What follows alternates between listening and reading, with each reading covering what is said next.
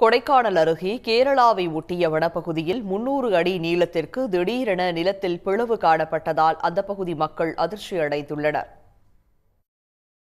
கொடைக்கானல் மேல்மலையில் உள்ள கடைசி கிராமமாக கீழ்கிளாவரை கிராமம் உள்ளது.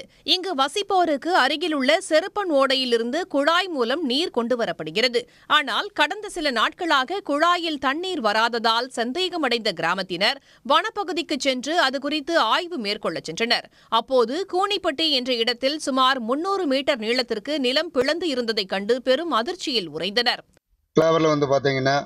இந்த போன ஒரு வாரம் காலத்துல மழை பெஞ்சதுல கிளாவரைக்கு குடிக்கிற தண்ணி செருப்பன் ஓடை அப்படிங்கிற அந்த இடத்துல இருந்து ஊத்து அதில் வாய்க்கால் கட்டி ஒரு 2 இன்ச்சு ஓசு போட்டு குடிக்க தண்ணி வந்துட்டு இருந்துச்சு. மிகப்பெரிய அது மூலிகுள்ள தண்ணி. இப்போ அந்த இடம் பார்த்தீங்கன்னா நில அதிர்வுனால அது ஒரு 300 அடி பிளந்து போய் கிடக்கு. இது என்ன காரணம்னு தெரியல. ஏன்னா கேரளாவில் உங்களுக்கு வயல்நாட்டில் நடந்த மாதிரி இது நடந்திருக்கு.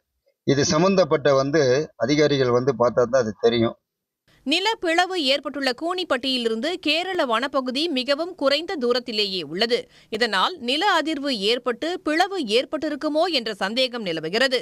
சம்பவ இடத்தை பார்வையிட்டு ஆய்வு செய்ய அரசு உரிய நடவடிக்கை எடுக்க வேண்டும் என்று கிளாவரை மக்கள் கோரிக்கை விடுத்துள்ளனர். உடனுக்குடன் செய்திகளை தெரிந்து கொள்ள சன் நியூஸ் பெல் ஐகானை கிளிக் பண்ணுங்க.